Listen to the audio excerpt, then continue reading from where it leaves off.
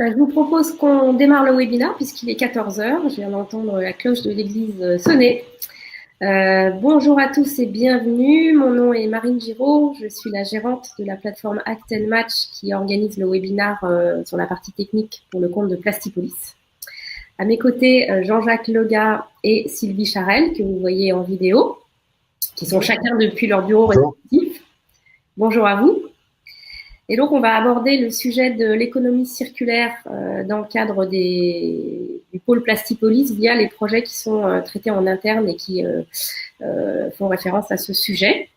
Donc, avant de vous passer la parole à Jean-Jacques, je voulais vous donner quelques informations sur l'interface. Alors, je change un petit peu les slides pour vous dire qu'en tant que participant, vous avez plusieurs réglages qui vous sont disponibles. Le premier, c'est en haut à droite de l'interface. Vous pouvez augmenter ou diminuer la taille de la présentation PDF. Ça peut être utile sur certains slides avec beaucoup de contenu. Donc, n'hésitez pas à cliquer sur les boutons plus et moins. Ou vous pouvez mettre aussi la présentation en plein écran avec les boutons qui suivent. Et vous pouvez également, si vous le souhaitez, mettre la webcam d'un des intervenants ou la présentation en plein écran. Donc, en cliquant carrément les webcams ou sur la présentation. Très important pour vous, pour interagir avec nous, et certains d'entre vous l'ont déjà initié, n'hésitez pas à nous poser des questions par l'intermédiaire de l'onglet Conversation. Donc, c'est bien la bulle avec les deux lignes horizontales. Si vous cliquez sur cette bulle, vous allez pouvoir cliquer ensuite sur le bouton Tous et taper une question en bas à gauche, qui sera donc reprise par les intervenants. On travaillera plutôt les questions en fin d'intervention pour laisser la place à l'intervention, qui va durer une trentaine de minutes. Voilà, donc n'hésitez pas à utiliser ce bouton de chat pour interagir avec nous et aussi nous dire si tout va bien côté son et image pour vous au cours de ce webinaire. Voilà, donc sans plus tarder, je vais passer la parole à Jean-Jacques qui va initier cette présentation. Bon webinaire à vous. Merci. Bonjour à tous. Donc, l'idée, c'était de partager avec vous la stratégie de Plastipolis, à la fois sur la dimension économique et sur la dimension projet européen pour illustrer. Donc, comme vous le savez, donc il y a eu une nouvelle, voilà. Une nouvelle feuille de route des pôles qui a été écrite et proposée donc à l'État fin 2018, qui a été acceptée par l'État en ce début d'année, donc qui permet à Plastipolis d'être aujourd'hui donc le seul pôle de compétitivité destiné à la plasturgie et au composite en France, avec cette vocation nationale et internationale. Donc l'idée à travers ce webinaire, c'est d'échanger avec vous sur ce qu'on fait, alors de manière très synthétique, mais simplement pour vous donner un aperçu de ce qui se fait à travers un thème majeur aujourd'hui dans notre stratégie, c'est l'économie circulaire et la gestion efficace des ressources, et en mettant l'accent sur l'envergure de ce sujet, à la fois au niveau national et également au niveau européen. Donc, on va évoquer avec vous pendant cette demi-heure donc le contexte général de Plastipolis. On évoquera également donc ce contexte à travers trois projets en particulier, et puis on terminera la présentation avec les événements prévus en lien avec cette thématique, et en particulier donc notre congrès S-Cube donc que Sylvie vous présentera. Alors, l'économie circulaire pour Plastipolis, donc ça fait partie, je le disais, donc de la stratégie qui a été proposée à l'État dans le cadre de cette feuille de route qui a été appelée phase 4 des pôles, donc qui balaye la période calendaire de 2019 à 2022, donc pour 4 ans, avec comme ambition donc d'avoir une dimension stratégie autour de 5 volets. 5 volets. Un premier, c'est historiquement donc ce qu'on a fait déjà au niveau des matériaux et qu'on continue à faire à travers les matériaux fonctionnels, élargi au composite, donc avec cette dimension à la fois polymère et composite qu'on revendique aujourd'hui. Le deuxième pilier de cette stratégie, ce sont les procédés à haute valeur ajoutée qu'on va retrouver donc avec les membres de Plastipolis sur l'ensemble de la chaîne de valeur. On a une thématique qui est produits plastiques intelligents, avec l'orientation aujourd'hui de la plasturgie, des produits connectés, de toute cette dimension donc de smart product. Et puis donc on a deux axes stratégiques un peu plus transversaux qu'on va retrouver donc en interface avec les trois piliers. C'est la gestion efficace des ressources, qu'on va retrouver aussi bien au niveau des matériaux que des procédés, avec des procédés efficients. Et puis également donc au niveau des produits créés et pour gérer tout ce qui est fin de vie, grâce à l'éco-conception, grâce aux matériaux, etc. Et puis une deuxième thématique complètement transversale, c'est l'usine numérique, hein, qui intervient aujourd'hui dans le cadre de l'usine du futur, de façon complètement transversale et dans toutes les organisations de notre filière de la plasturgie.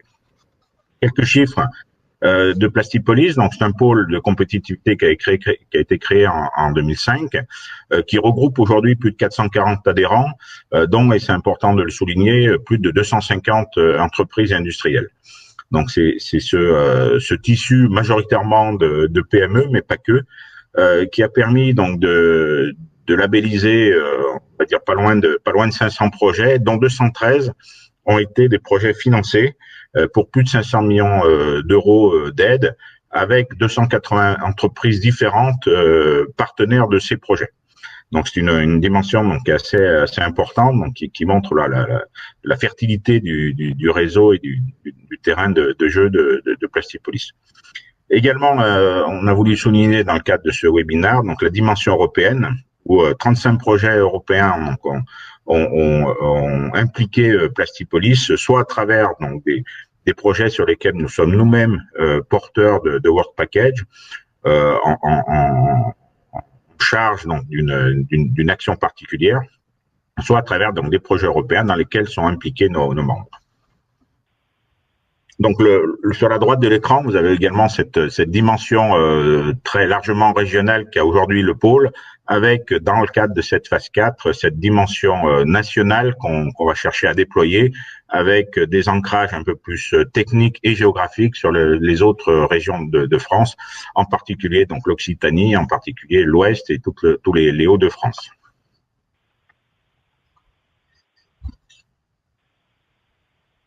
Alors, les domaines de développement de Plastipolis, je le disais tout à l'heure dans les axes stratégiques, on a bien sûr un volet écomatériaux et recyclage. Aujourd'hui, vous savez tous l'importance pour la plasturgie, mais pas que, de manière, dire le plus largement possible, de manière citoyenne, l'importance du recyclage, l'importance des matériaux dans les produits de tous les jours, et en particulier dans tout ce qui est packaging. On a bien sûr tout ce qui tourne autour de l'ingénierie des procédés, hein, qui vont agir justement pour développer de nouveaux matériaux, de nouvelles techniques de recyclage. On aura l'occasion d'en reparler. Et puis bien sûr, pour arriver à faire ces produits, on a tout un maillon autour des outillages, avec de plus en plus d'outillages hybrides permettant de mêler plusieurs procédés. Tout ce qui est microfabrication, et puis je le disais avec un axe stratégique qui est plastique intelligent, tout ce qui est électronique et plastique, donc tout ce qui est rajout de fonctions électroniques, de composants, de pistes sur les pièces plastiques. Quand on parle de procédés avancés, on ne peut pas oublier l'impression 3D, avec tout ce qui est toute l'évolution des technologies aujourd'hui d'impression, quelles que soient les poudres, les techniques, les liquides, les supports, les substrats. Et puis, de plus en plus, donc, à travers cette dimension composite, des composites hybrides, composites qui, de plus en plus, donc, on le voit, deviennent des composites thermoplastiques.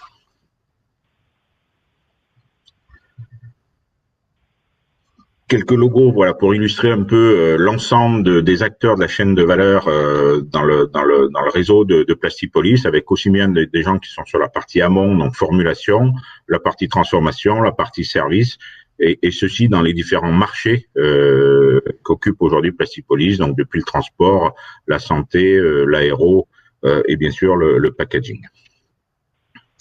Alors, pour Plastipolis, la stratégie en matière de coopération européenne, elle se situe à 4 dimensions. D'abord, c'est d'être un partenaire technologique avec les homologues clusters européens. Donc là, on est voilà dans ce réseau, donc des clusters pas que orientés plasturgie, mais en fonction des thématiques. Le deuxième axe, c'est le soutien à l'implication des membres Plastipolis dans des projets européens. Et ça, c'est un des gros volets de notre activité aujourd'hui. Donc, c'est d'essayer de faire émerger et d'embarquer, si j'ose dire, d'embarquer nos partenaires dans des projets européens. Essayer de démystifier, c'est un peu la raison naturelle aussi de ce webinaire, un peu démystifier les projets européens qui sont souvent jugés comme assez administratif, assez lourd. Mais malheureusement, donc on peut constater que de temps en temps c'est le cas, mais en tout cas, il est tout à fait possible pour des adhérents, même des PME, de participer à ces projets européens. Le troisième volet, non des moindres, c'est le retour d'expérience vers la filière des tendances européennes. C'est-à-dire qu'une fois que ces projets européens se font, une fois qu'on commence à avoir des résultats, souvent, et le rôle de Plastipolis, c'est un rôle de dissémination donc de ces résultats auprès de la filière, embarqué également dans le cas de réseaux, dans le cas de tests, de solutions, un certain nombre de partenaires. Et puis le quatrième volet dans cette stratégie européenne, c'est l'intégration de standards d'excellence européens. C'est du benchmark par rapport à d'autres clusters pour encore s'améliorer dans cette démarche de progrès continu. Ici, vous avez une dizaine d'exemples de projets, dont certains vont être un peu expliqués, qui montrent comment Plastipolis peut être partenaire de projets européens. Et ça, ce sont des projets qui ont été sélectionnés sur la thématique donc des biomatériaux, de l'économie circulaire. Un premier exemple, donc voilà, au niveau des matériaux, donc sur les lignes pilotes, donc à travers les smart products, donc ce que j'évoquais tout à l'heure, donc avec une ligne pilote qui a été développée sur le MID, hein, donc différents partenaires dans le CEA, dans RACE, donc voilà. Le pôle européen de plasturgie à l'époque, hein, qui n'était pas encore le CTPC. Un deuxième, voilà, d'autres exemples avec de Gricol, hein, donc des Gricol, c'était du film agricole, donc biodégradable, hein, donc avec une grosse tendance aujourd'hui de recherche des matériaux, quelles que soient les applications de matériaux, à la fois biosourcés, biodégradables, en vue de plus de respect de l'environnement. Donc il y a pas mal de projets qui étaient nés déjà il y a quelques années autour de cette thématique et puis bien sûr donc se renforce aujourd'hui. Vous avez ici un autre exemple, donc PacPlas, donc des projets avec à chaque fois vous voyez donc des dispositifs que ce soit de l'intérêt, que ce soit d'Innosuc, que ce soit du Cosme ou du H2020, des dispositifs d'accompagnement différents, mais qui ont tous la même portée et qui permettent donc du partenariat européen avec des budgets confortables pour des projets d'une dimension complètement européenne. Et puis donc un projet Greenomed. Donc ça c'est un projet qui est pas orienté produit, mais qui est plutôt orienté méthodologie.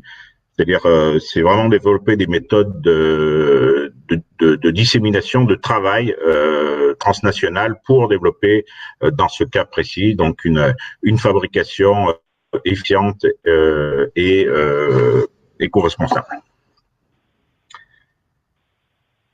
Voilà pour illustrer les différents partenariats, les différents projets européens. Et je vais tout de suite enchaîner avec un projet qui est CIRSPAC. Voilà.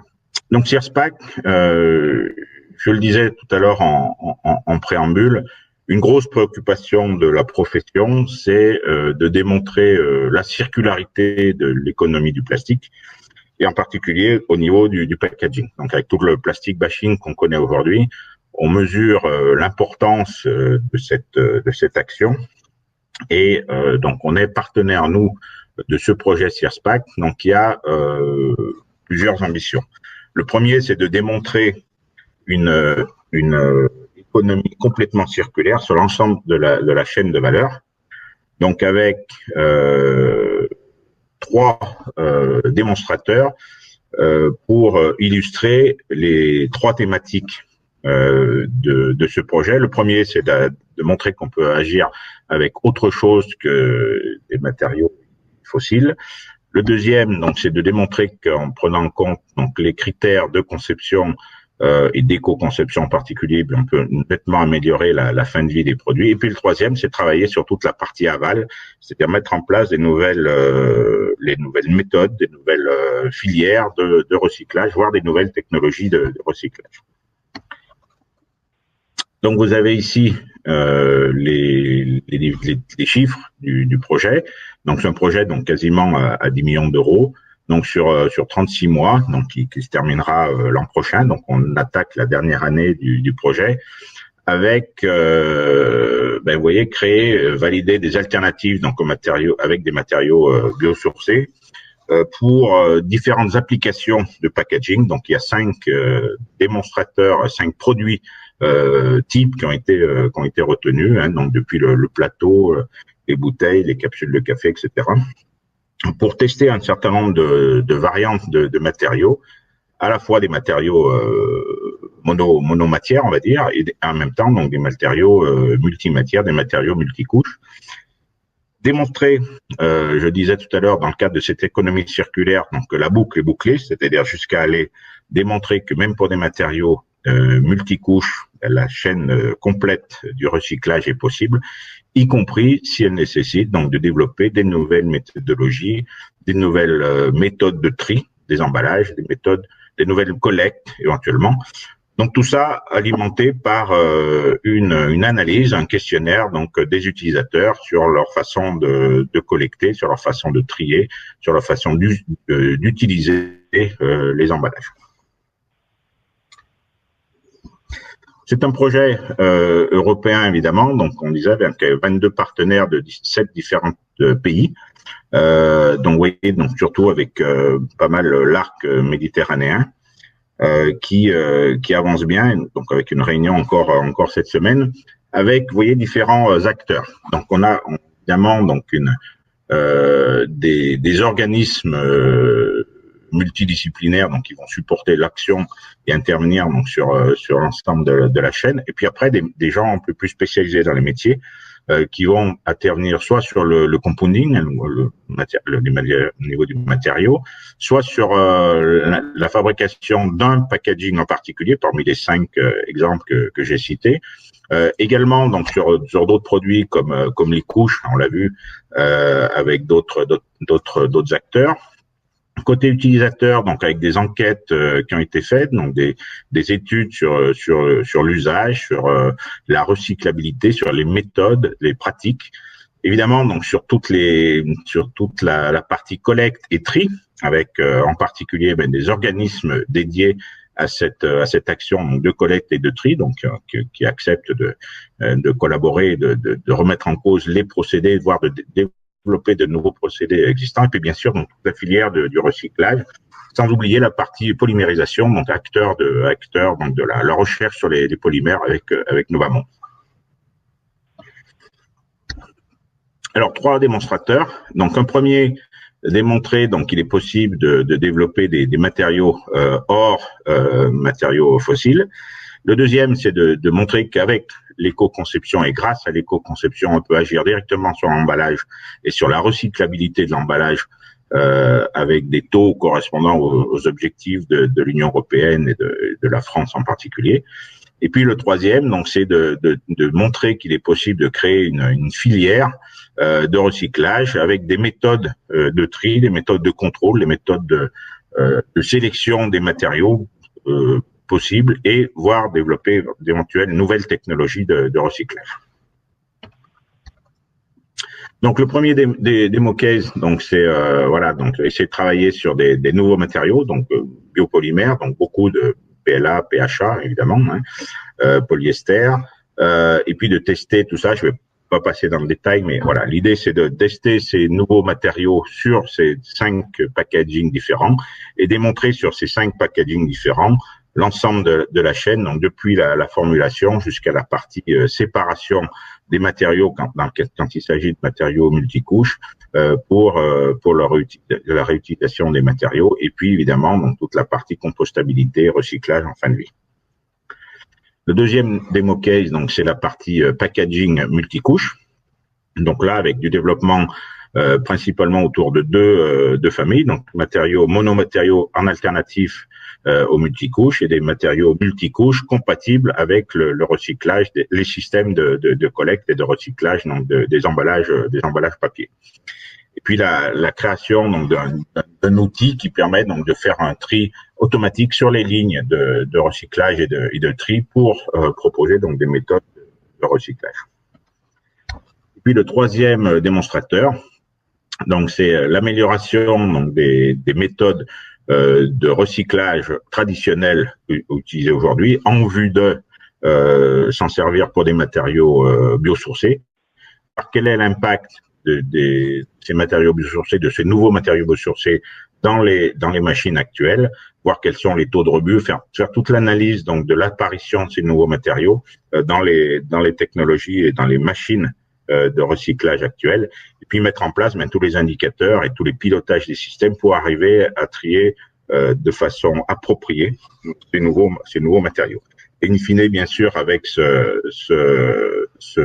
projet, c'est d'évaluer, de comparer toutes ces techniques entre elles pour arriver à benchmarker et voir un peu qu'est-ce qu'on peut en retenir.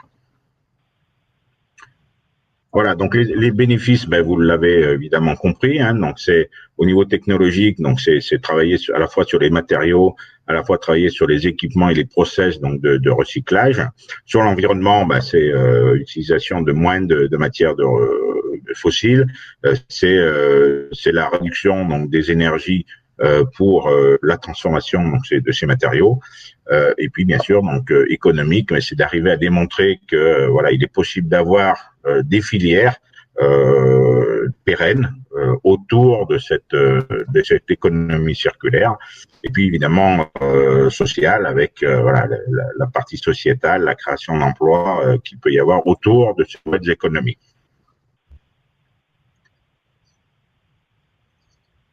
Voilà, donc là vous avez les différents partenaires, hein, donc on est à votre disposition sur s'il y a des questions particulières. Le but n'est pas de rentrer évidemment dans le détail pendant cette présentation, mais d'illustrer, de montrer que voilà, il y a de la place, vous voyez, donc pour un certain nombre de partenaires, il y a de la place dans ces projets européens autour de ces sujets. Donc n'hésitez pas à vous manifester, n'hésitez pas à faire connaître les centres d'intérêt que vous pouvez avoir dans ces projets européens pour qu'on puisse le savoir et puis vous faire soit bénéficier des résultats, des retombées quand c'est possible, soit vous faire participer directement à ces projets. Je laisse la parole à Sylvie. Merci Jean-Jacques. Qui va enchaîner avec les deux autres exemples de projets. Juste pour info, Jean-Jacques, il y a eu pas mal de questions dans le chat vis-à-vis du premier projet, donc on y reviendra à la fin de la présentation. Et effectivement, pour l'instant, on enchaîne avec Sylvie. Donc, bonjour à tous. Donc, moi, je vais vous faire une présentation du projet donc AlpLink Bioeco, qui est un projet financé par les Interreg et qui donc concerne des structures qui sont situées dans l'espace alpin.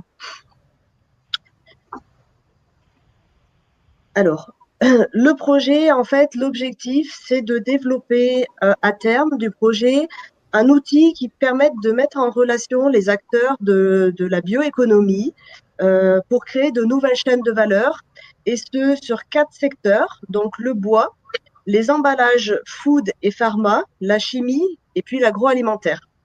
Donc c'est un projet qui a démarré en avril 2018 et qui donc a une durée de 3 ans aussi, jusqu'à avril 2021. Et qui donc a plusieurs tâches en cours. Donc au niveau des partenaires, aujourd'hui il y a 14 partenaires donc de 8 régions différentes. Donc je ne vais pas tous vous les citer, mais vous pouvez retrouver donc des Kunststoff qui sont en Allemagne, le Chemicluster à Bayern, on a le ministère des Sports aussi en Slovénie. Et puis, donc au niveau du partenariat français, donc Plastipolis et puis France Cluster qui nous accompagne aussi sur la partie mise en relation avec les autres pôles et clusters français pour trouver des entreprises de la bioéconomie qui pourraient être intéressées par ce projet. Donc, le challenge, c'est passer d'une économie fossile à une économie circulaire, donc ce que Jean-Jacques vient de vous présenter, et puis qui peut être basée donc sur toute la bioéconomie. Donc trouver des solutions en fait pour passer à cette bioéconomie. Donc les objectifs, c'est de créer donc de nouvelles chaînes de valeur régionales basées sur la bioéconomie, de mettre en place une méthodologie et puis un outil d'intelligence artificielle qui puisse créer à terme des synergies entre les acteurs. Prenons par exemple un fabricant de bois, une scierie qui va couper du bois. Aujourd'hui, elle a du déchet. Ce déchet n'est pas revalorisé. Dans notre chaîne on peut créer une nouvelle chaîne de valeur qui peut être, par exemple, l'utilisation de ces déchets pour refaire des granulés pour le chauffage, par exemple. Donc là, on crée une nouvelle chaîne de valeur et les déchets sont réutilisés. Donc, on est bien dans une économie circulaire. Et tout ça, en fait, cet outil permettra de mettre en relation les entreprises de l'espace alpin. Et tout ça à terme pour essayer de mettre en place des chaînes de valeur avec des valeurs ajoutées, avec une valeur ajoutée un peu plus importante qu'un simple déchet qui aujourd'hui n'est pas revalorisé. Et puis, un des objectifs du projet aussi, c'est de mettre en place des politiques régionales similaires entre les partenaires du projet pour accompagner les entreprises vers la bioéconomie. Donc, comme je vous l'ai dit, on touche donc 4 secteurs, le bois, la chimie, l'emballage, packaging, food, pharma et donc l'agroalimentaire. Donc aujourd'hui, qu'est-ce qu'on a fait dans le projet là depuis le début du projet? C'est qu'on a fait un inventaire des acteurs qui sont aujourd'hui présents dans la bioéconomie. Aujourd'hui, certains partenaires sont en train de travailler à une méthodologie pour identifier les acteurs et puis créer une nouvelle chaîne de valeur. D'ici quelques mois, on va pouvoir faire des démonstrateurs de chaînes de valeur sur les 4 marchés. Et puis, on va développer à terme donc des politiques régionales sur l'espace alpin pour améliorer la bioéconomie. Donc, au niveau du groupe, parce que là, donc aujourd'hui, c'est un projet qui est, je dirais, pas forcément appliqué, mais qui est plutôt un projet de recherche avec le développement d'un logiciel, donc qui touche vraiment énormément d'acteurs différents. Donc, c'est toute une communauté, hein, donc on intègre aussi les clusters. Grâce à l'aide de France Cluster, on a pu intégrer donc Plastipolis, qui est un acteur aujourd'hui de la plasturgie, mais on a aussi intégré Céréales Vallée sur toute la partie céréales. Nous avons intégré le cluster Novachim sur la partie chimie, et puis le pôle de compétitivité Terralia sur la partie agro. Et avec ces 3 acteurs, on va essayer de trouver du coup des chaînes de valeur avec des entreprises françaises qui pourront communiquer avec les entreprises du territoire alpin. Donc, je vous le dis aussi, on a 11 observeurs chez chaque partenaire. Et nous, donc, on a Madame Sophie Auer, qui est de la région Bourgogne-Franche-Comté, qui va venir participer aux réunions, nous donner son avis et puis nous aider à mettre en place une politique régionale qui pourrait être appliquée en France et puis dans l'espace alpin. Donc, au niveau des work packages, donc la work package 1, c'est d'analyser les ressources et les acteurs, faire un inventaire des politiques régionales. Donc ça, vous pouvez le retrouver sur le site internet du projet, que du coup, ça, c'est une tâche qui a été terminée. Et en ce moment, on est en train de faire un mapping des clusters et des différents acteurs. La tâche 2, donc, c'est de mettre en place une méthodologie et l'outil d'intelligence artificielle pour faire matcher les acteurs entre eux et puis développer une nouvelle chaîne de valeur. La Work Package 3 donc, va venir un peu plus loin, donc c'est de faire des démonstrateurs et voir si l'outil fonctionne correctement. Et puis la Work Package 4, c'est de faire des recommandations sur les politiques régionales pour mettre en place la bioéconomie. Donc, au niveau des activités, vous le voyez, hein, c'est ce que je viens de vous dire. Donc là, on a une réunion jeudi et vendredi à Munich, la réunion du projet, où on va discuter de pas mal de choses concernant le logiciel, la mise en place des descripteurs, des chaînes de valeur. Donc, vous, aujourd'hui qui êtes présents, si vous êtes intéressés pour intégrer ce projet, que vous faites partie des acteurs de la bioéconomie, ou que vous êtes intéressé par la bioéconomie, n'hésitez pas à vous faire connaître parce qu'on pourrait vous intégrer dans le logiciel en tant que descripteur pour essayer de vous mettre en synergie avec les autres acteurs du territoire alpin. Donc voilà pour ce projet. Bon, là, vous retrouvez toute la communication. En fin de session, Marine vous mettra à disposition une vidéo YouTube qui vous présente les détails du projet. Donc, n'hésitez pas à la regarder. Alors, elle est un petit peu longue, elle fait 8 minutes. C'est pour ça qu'on l'a mis en fin de session. Mais du coup, ça vous explique toute la méthodologie du projet et du développement de l'outil d'intelligence artificielle. Voilà pour le projet Alpine Bioéco. Nous allons maintenant passer au projet Citrus Pack. Marine, merci. Donc, le projet Citrus Pack, lui, c'est plus un projet quand même avec des retombées, je dirais, à court terme. L'objectif du projet, c'est de revaloriser les déchets d'agrumes en Espagne, parce qu'en fait, donc, il y a la société AMC Innova qui fabrique des jus de fruits et qui a énormément de déchets de mandarines, de citrons, d'oranges qui aujourd'hui ne sont pas réutilisés. Et l'idée, c'est de revaloriser ces chutes et de les réintégrer dans un concept de packaging et donc des packaging verts. Donc pour, d'une part, le marché de la cosmétique et puis d'autre part, le marché de l'emballage des jus de fruits, donc les bouteilles. Donc, c'est un programme. Alors, le projet d'avant, c'était Interreg. Là, vous voyez, c'est un programme LIFE qui a une durée aussi de 3 ans et qui a commencé en juillet 2017. Donc là, on est sur presque la moitié du projet. Donc, c'est un projet qui fonctionne bien. Et là, je vais vous présenter des premiers résultats. Donc, au niveau du consortium, donc le leader, c'est le centre technologique ITIP qui est situé en Espagne, qui en fait est un centre technique espagnol qui a de nombreuses connaissances en plasturgie. Donc, vous avez AMC Innova pour les jus de fruits, Eroski qui est une enseigne de distribution espagnole qui va en fait tester les emballages auprès des consommateurs. Organic Waste System, qui est une entreprise qui contrôle la biodégradabilité, la compostabilité, la toxicité. Donc, Plastipolis, nous, on a un rôle de dissémination de l'information, comme vous l'a présenté Jean-Jacques juste avant dans CIRPAC. Nous, on est task leader donc, de cette partie dissémination auprès des entreprises.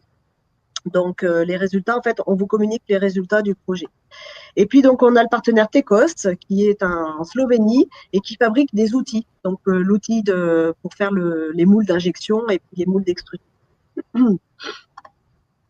Donc, pour rappel, donc l'objectif du projet, en fait, c'est de développer un nouvel emballage biosourcé à base des fibres, des déchets d'agrumes et de citron. Optimiser, en fait, le management des déchets. Et puis aussi en parallèle, chez AMC, développer un nouveau process d'extraction du jus en diminuant en fait la part de déchets.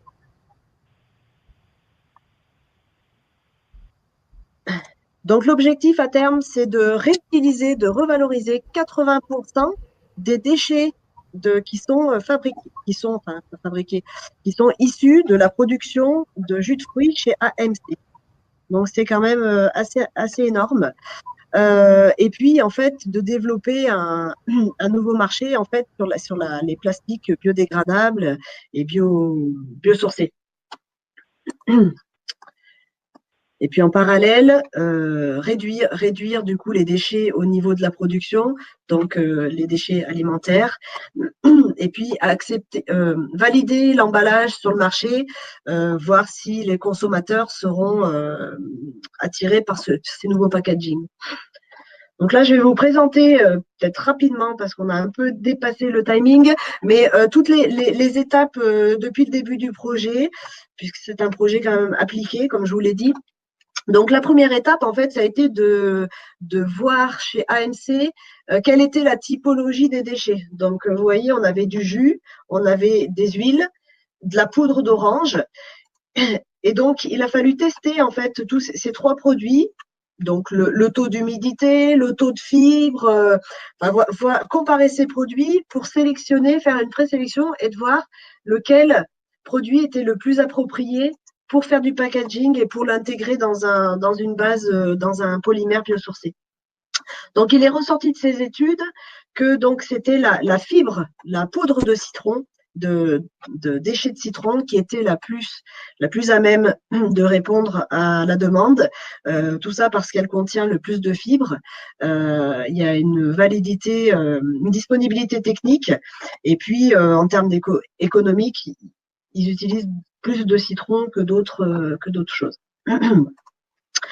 En parallèle de ça, en fait, il y a eu une étude design pour voir quelle typologie ou quel design de bouteille serait le plus intéressant auprès des consommateurs. Donc, il y a eu 4 bouteilles qui ont été designées et il y a eu une étude auprès d'AMC, des utilisateurs de jus de fruits, qui ont dit que la première bouteille donc, correspondait le plus à leurs attentes. À partir de là, donc une impression 3D de la bouteille a été réalisée. Donc, vous voyez ce que ça donne. On voit le produit fini. Et puis en parallèle, donc il y a eu aussi une étude design sur la partie peau pour l'emballage cosmétique. Donc, je vous rappelle quand même qu'un des objectifs du projet, c'est d'avoir un emballage à terme qui soit compostable. Alors, au moins répondant à la norme EN 13432, donc compostage industriel, mais l'objectif, c'est d'avoir un emballage home compost. Donc, tous les partenaires vont s'atteler à avoir cet emballage qui soit home compost. Donc, une fois que la poudre de citron a été sélectionnée, donc il y a des compounds qui ont été réalisés chez iTip, donc avec des mélanges de biopolymères tels que le PLA, le PHA, l'intégration de fibres, l'intégration d'additifs. Donc, comme vous pouvez le voir, il y a différentes typologies de polymères qui ont été créées avec des taux de fibres différents. Et ces compounds ont été testés derrière mécaniquement pour voir quel était le compound qui convenait le plus à la technologie de transformation. Donc, au niveau des premiers résultats, ce qui s'est passé, c'est qu'en fait, il y avait une très très forte odeur qui se dégageait lorsqu'on faisait l'extrusion ou les essais, et puis une caramélisation des emballages. Donc, les emballages devenaient un peu marrons. Donc, il a fallu agir sur cette partie. Et donc, iTip a réalisé de nouveaux compounds en intégrant des argiles pour éliminer les odeurs. Bon, là, je vous rappelle que alors, la bouteille de jus de fruits sera réalisée par extrusion-gonflage avec de l'intégration dedans, on intégrera des fibres d'orange. Et puis, ce qui est important de noter aussi, c'est qu'en fait, les jus de fruits subissent un procédé de traitement thermique pour les rendre, pour les aseptiser en fait. Donc, du coup, il faut que notre emballage réponde à pas mal de contraintes, un cahier des charges très très précis, et donc cette caractéristique-là. Donc, c'est important de prendre en compte qu'il faut qu'on ait une matière quand même qui résiste à des fortes contraintes. Le pot cosmétique, lui, en fait, il n'y a qu'une solution, donc il a moins de contraintes puisqu'il est rempli, il n'est même pas rempli à chaud, donc il y a moins de contraintes. Donc, parallèlement à ça, on a Tecos qui a travaillé à la partie plutôt moule, donc moule d'injection, moule d'extrusion blown, pour permettre à iTip de réaliser donc des premiers essais avec les nouveaux compounds. Donc là, vous voyez que au niveau des premiers résultats, c'est quand même pas top top. Donc ça, c'est des essais qui ont été réalisés le mois dernier. Donc vous avez les résultats à chaud là de ce qui a été fait au niveau d'iTip. Donc, ce qui s'est passé, c'est qu'il y a 30% des échantillons qui ne fonctionnaient pas, hein, qui ne pouvaient pas être injectés. Donc, les argiles n'ont pas permis d'éliminer toutes les odeurs des échantillons. Donc là, la prochaine étape, c'est de créer de nouveaux échantillons, faire des nouveaux compounds, en intégrant peut-être moins de fibres, des nouveaux additifs qui pourraient absorber les odeurs. Donc là, il y a des préconisations qui vont être faites par iType et puis de nouveaux essais qui vont être réalisés. Donc, comme vous pouvez le voir, la couleur est pas top, sachant qu'on est quand même dans le marché de la cosmétique, qu'il faut pas oublier que la cosmétique, c'est un marché qui est quand même assez sur la partie marketing et design.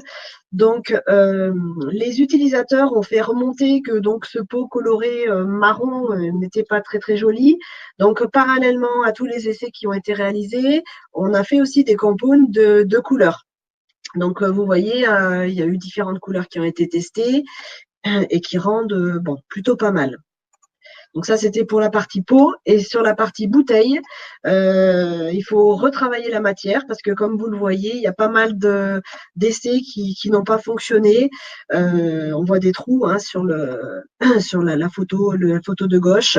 Donc une malformation de la bouteille. Donc il faut retravailler sur le procédé et sur la matière. Et en parallèle aussi, donc vous voyez, il y a eu des essais de coloration pour pouvoir proposer, parce que bon, aujourd'hui dans le jus de fruits, on a des matériaux transparents, mais là, avec ces matériaux, avec des renforts de fibres, on peut pas avoir du transparent, donc il faut jouer peut-être sur la couleur pour avoir un aspect marketing plus intéressant.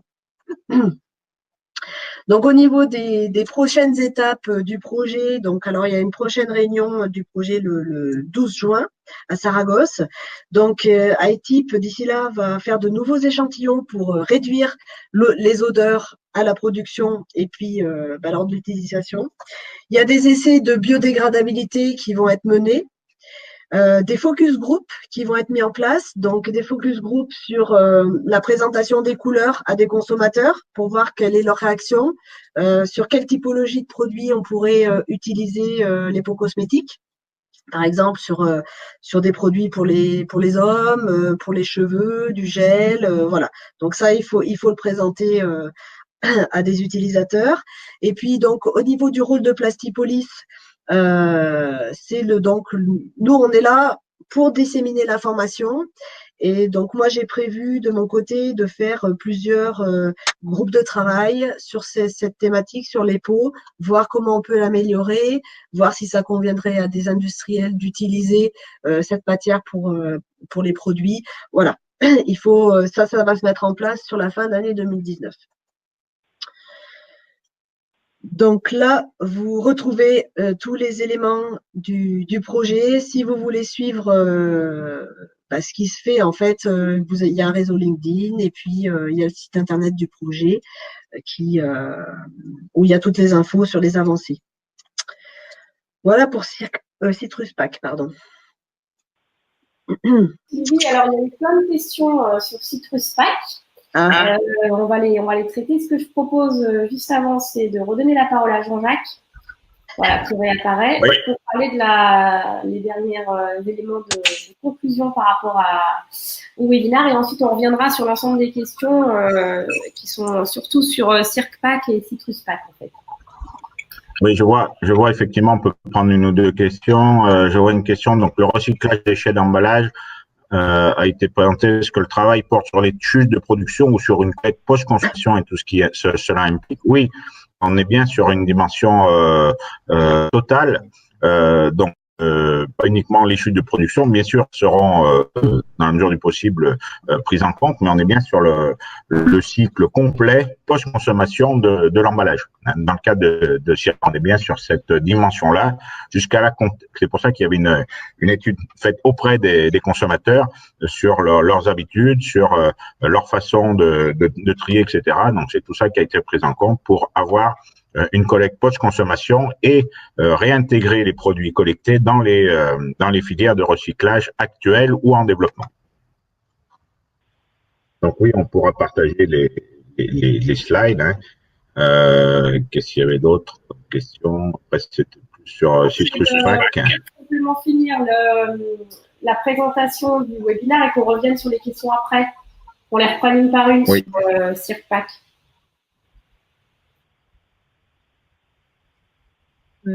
Comme vous voulez.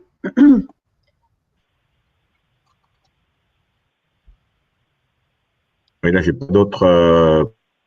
Pas de c'est plus sur Citrus Pack. Alors, ouais. Sylvie? Oui, alors si je reviens sur la question de ATEF, combien le taux de fibre? Donc, ça varie en fait, ça varie de 5 à 15%, 5, 10 et 15% au niveau du taux de fibre. Les pots d'agrumes sont utilisés en tant que charge? Oui, ça vient en renforcement. Essai de traction, je ne sais pas à quoi ça correspond. Pourquoi se contenter de répondre aux normes? N'était-il pas possible d'être plus ambitieux? Bah, écoutez, je pense que déjà, quand on répond à la norme, c'est déjà une bonne chose. Effectivement, si on arrive à être plus, on arrive à avoir des résultats plus satisfaisants que la norme, bah, ça sera top. Mais aujourd'hui, l'objectif est quand même de répondre à la norme. Donc, voilà, c'est l'objectif du projet. Homme compost, cela correspond à combien de temps pour considérer le thermoplastique biodégradé échelle de temps? Là, comme ça, tout de suite, j'ai pas la réponse sur le home compost. Jean-Jacques, est-ce que tu as le… Non, en fait, j'ai pas la valeur en tête non plus qui différencie entre le home compost et le compostage industriel. Donc là, il faut se référer aux normes parce que c'est fonction Voilà. aussi des épaisseurs des matériaux. Donc là, il faut aller voir les normes. C'est ça. Alors, qu'est-ce qu'on a après?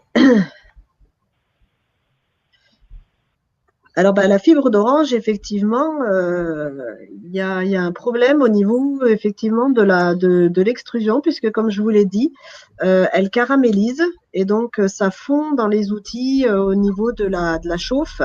Et c'est quand même assez problématique. C'est pour ça qu'il a fallu refaire des nouveaux essais de compound. Sur le tonnage, dans le cas de Citrus Pack, Sylvie, une question sur le tonnage disponible. Ouais, là, j'ai pas la réponse là tout de suite. En termes de volume, il faudrait que je me repenche sur le projet. Après, qu'est-ce qu'on a d'autre? Alors oui, la base, c'est PLA, PHA au niveau de la matière utilisée dans les compounds. Voilà, je crois avoir répondu à toutes les questions. Ouais. Oui, je pense que j'ai fait le tour. Est-ce que sur les questions qui ont été posées plutôt sur CircPack, Jean-Jacques, alors qu'est-ce qu'on avait par exemple? Comment a été rendu possible le passage des résines thermolipsissables à des résines thermoplastiques? Je ne sais pas si c'était sur CircPack ou sur la partie plus générale. En fait, la base, c'est des résines thermoplastiques. Ce n'est pas des résines thermoduffisables. Ouais. La base du projet, c'est d'utiliser des résines thermoplastiques biosourcées et biodégradables. Ok.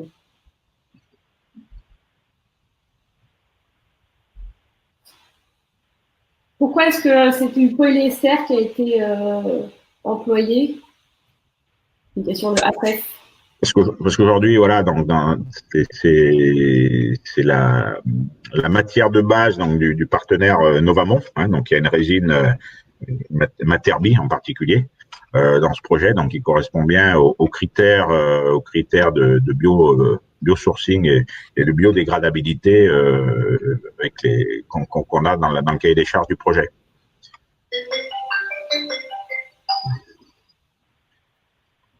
Mais voilà, la plupart aujourd'hui des matériaux, quand on parle de matériaux biosourcés, aujourd'hui les deux grandes familles, c'est PLA et PHA.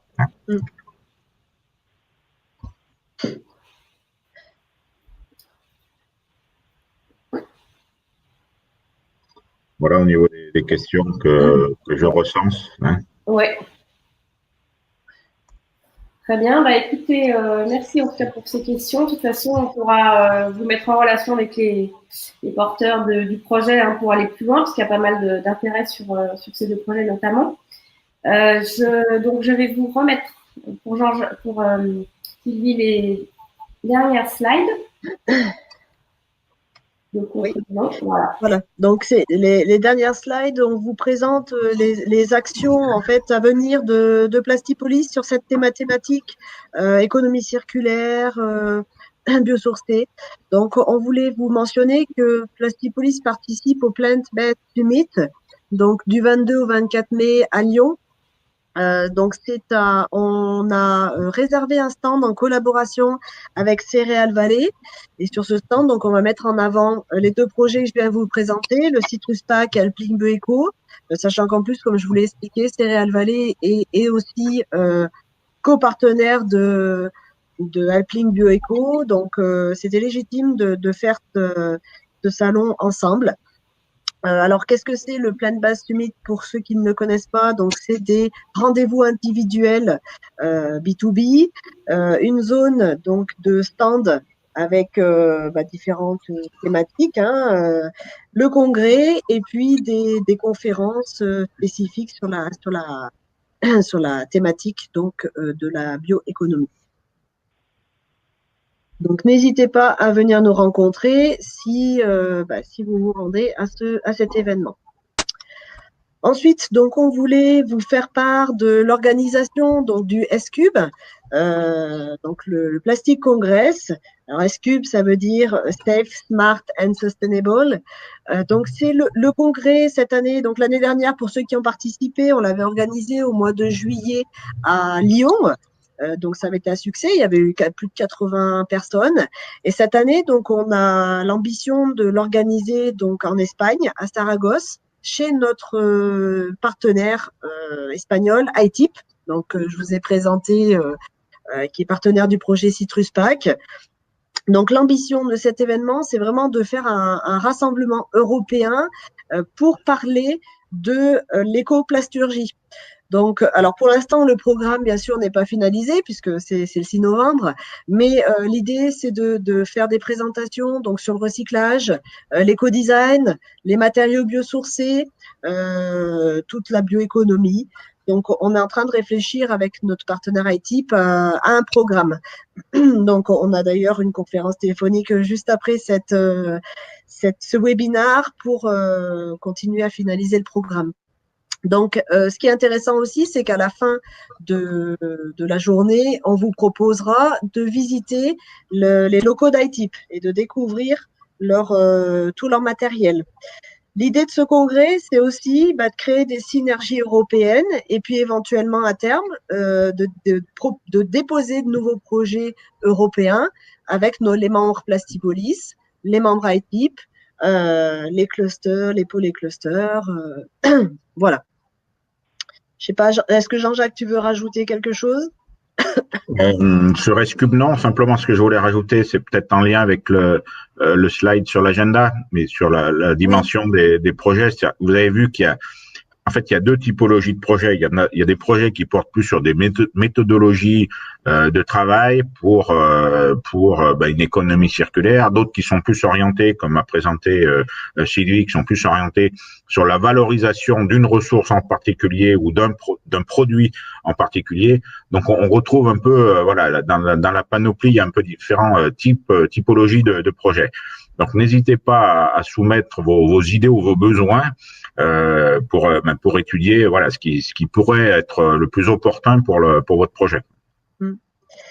Je vous rappelle aussi que Plastipolis a quand même énormément d'actions en fait sur la thématique de l'économie circulaire et notamment un club emballage où d'ailleurs c'était le sujet du dernier club emballage au mois de mars où c'est une thématique qui est très très importante. On a aussi un groupe de travail sur le plastique à usage unique puisque la nouvelle réglementation donc a interdit la vaisselle jetable. Donc, il faut trouver des solutions de remplacement des matériaux fossiles. Donc, tout ça, en fait, ça se fait bien sûr au sein de Plastipolis, mais en collaboration avec des partenaires. Donc là, le prochain club emballage, on fait une collaboration avec le cluster bio. Et puis, il y a une collaboration avec le Club des bioplastiques qui est en train de se mettre en place. D'ailleurs, il y a une présentation du Club des bioplastiques à notre prochaine Assemblée générale qui est donc le 21 mai à Dijon. Donc, n'hésitez pas à venir aussi si vous êtes intéressés. Et puis à venir, donc dans les mois qui viennent, c'est un club sur les matériaux biosourcés en collaboration avec Céréales Vallée, parce que du coup, il y a quand même une demande sur ce sujet. Donc, on va essayer d'organiser ce club avec des rencontres entre les industriels et puis réfléchir justement à des sujets de R&D, d'innovation, pourquoi pas pour déposer des projets européens. Donc voilà sur les actions de Plastipolis, hein. Il y a pas mal de choses. Et puis bon bah comme Jean-Jacques vous l'a présenté, là vous retrouvez l'agenda avec tous les salons, tous les événements Plastipolis jusqu'à la fin d'année 2019. Voilà, il y a encore quelques thèmes. Voilà, il y a des dates qui sont prises. Les thèmes précis restent à affiner, mais voilà, vous avez le calendrier de ce qui va se passer avec participation ou organisation de Plastipolis d'ici la fin de l'année. Sachant que l'année passée, donc, on avait fait une journée scientifique qui était justement sur ce thème de l'économie circulaire, donc appliquée à la fois sur le produit, le CD et autour des projets européens. Cette année, donc, on n'a encore pas choisi le thème de cette journée scientifique, mais ce sera en fin d'année. On va d'ici là ce qu'il en est. Merci Jean-Jacques. On a une question de Abdel Jalil qui nous demande si Plastipolis contribue dans le domaine de la construction. Alors, le domaine de la construction, c'est des domaines dans lesquels donc des membres de Plastipolis interviennent. Il n'y a pas d'action particulière aujourd'hui, donc de projet particulier autour de la construction, du BTP au sens large. Mais oui, il y a on a des membres qui sont dans ce domaine. Au même titre que les autres domaines de l'industrie, la santé, l'aéro, les transports, le médical, voilà. Donc on a aussi quelques acteurs dans la construction. Parfait, merci. Et Monique qui demande si la laine peut être une matière première utilisable dans les projets, certains projets. Pourquoi pas? Toute source de matière biosourcée peut éventuellement devenir la source d'un produit ou d'un projet dans la mesure où il y a des volumes, il y a pourquoi pas. Oui, alors à savoir que je vois que Monique dit elle en a plein à notre dispo pour faire des tests. Par exemple, Monique, on peut l'intégrer donc au logiciel Alplink Bioeco pour créer une nouvelle chaîne de valeur et la mettre en relation avec des utilisateurs peut-être dans d'autres pays qui auront peut-être des idées de projets. Ouais. On voit fleurir aujourd'hui beaucoup de ressources qu'on n'imaginait pas aujourd'hui jusqu'alors comme potentiellement utilisables dans la fabrication de produits. Donc oui, il y a certainement beaucoup de possibilités non encore investiguées jusqu'alors qui pourront demain devenir des sources durables en tant que matière biosourcée. Merci à tous. Alors moi, il me semble que dans le chat, il y a plein de choses qu'on pourra reprendre, aussi pas mal de commentaires qui ont été faits, notamment de AFF. Donc on prendra le temps de rebalayer un peu tout ce qui a été dit et de vous donner tous les contacts pour que vous puissiez effectivement réutiliser, vous mettre en relation avec les personnes qui peuvent contribuer au projet. Voilà, donc on a bien dépassé le timing qui était consacré à ce webinaire. Désolée pour ce décalage. En même temps, il y avait beaucoup de sujets. Ce qu'on vous propose, c'est simplement de vous passer une vidéo maintenant à la fin de ce webinaire qui va présenter Alplink Bioeco. Donc c'est ce que disait Sylvie tout à l'heure. Ça dure ça dure 8 minutes. On vous propose donc de regarder cette vidéo en clôture du webinaire. Merci à vous d'avoir participé. Merci à nos intervenants. Merci. Et puis, alors donc, à bientôt pour un prochain webinaire. Et avant que je passe la vidéo, donc je vous invite Sylvie et Jean-Jacques à couper votre vidéo et votre micro pour qu'on puisse passer la vidéo. Au revoir. Merci à tous. Au revoir et à bientôt.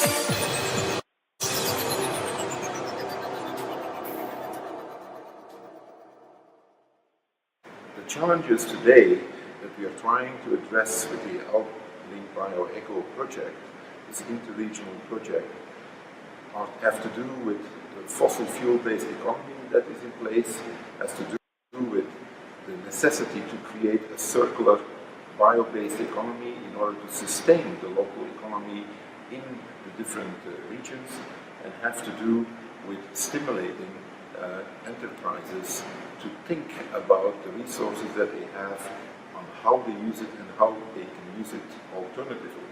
So the challenges that we are faced with are mainly caused by the fact that the traditional way of doing industry has to do with the linear economy. That means we take things, we make things, and we waste things without thinking about what can we do with the end results of the product, what is happening with the end use, after use of the products that we make. Second thing is that we really poorly understand the natural resources in the alpine regions, in the different alpine regions that we have. And thirdly, that the industry that is operating, it operates on a global scale, but it doesn't really always think about what can we do locally and how can we maximize the resources that we have available. So that means we are missing economic opportunities to sustain the businesses and the enterprises and the economic activity in the region. So we try to address these challenges with several objectives. So the objective of the project are essentially to set up a methodology that will enable us to develop new value chains, and these new value chains will be examples that will create a circular bio-based economy. And we want to do this for 4 sectors.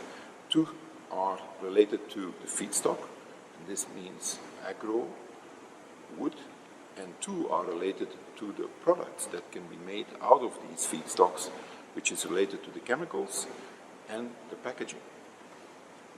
The main results of the project will essentially be that we will develop, based on these new value chains that we have developed in this circular bio-based economy, that we develop demonstrators. In other words, we have novel value chains and we identify the individual actors, and these will function in these 4 sectors as demonstrators.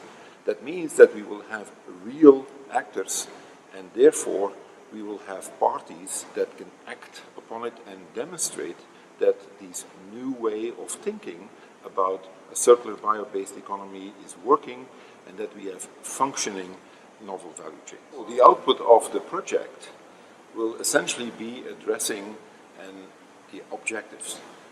And according to the objectives, we will have the possibility to, first of all, have an inventory of all the actors that are involved in the circular bio-based economy. And then we have also developed a methodology of how these individual actors are connected, why they are connected. In other words, what kind of benefits will it bring to each of the individual actors to connect with one another and create this new value chain.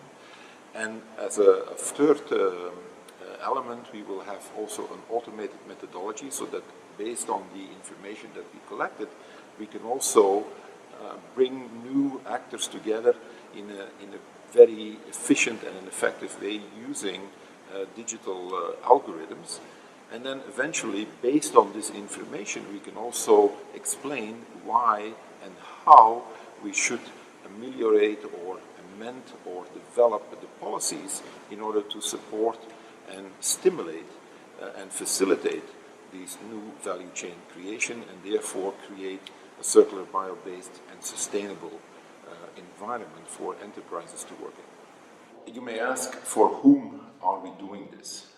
Obviously, this is for a number of target groups.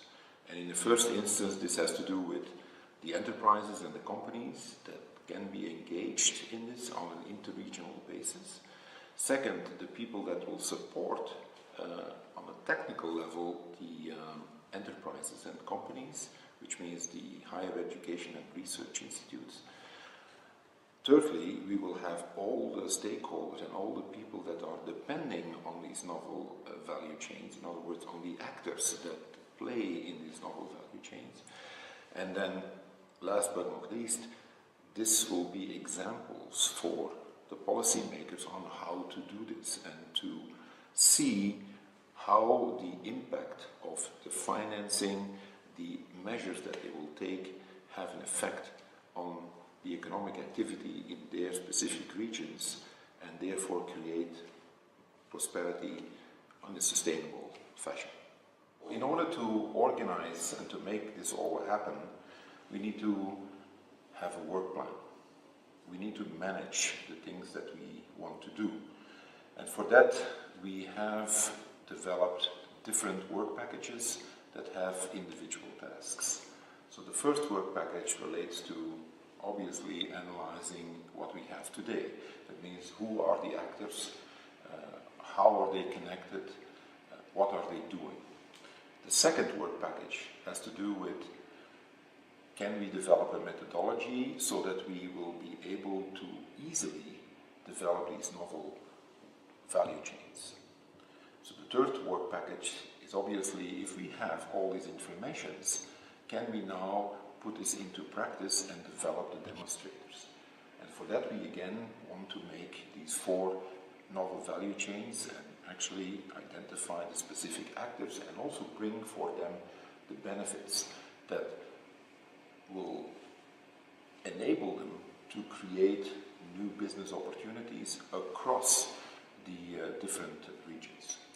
And then obviously the fourth element is also to demonstrate that these demonstrators, these new value chains work and use that to develop policy or propositions for policy and to develop new insights on how best to stimulate and facilitate these novel value chains, so to create a circular bio-based economy.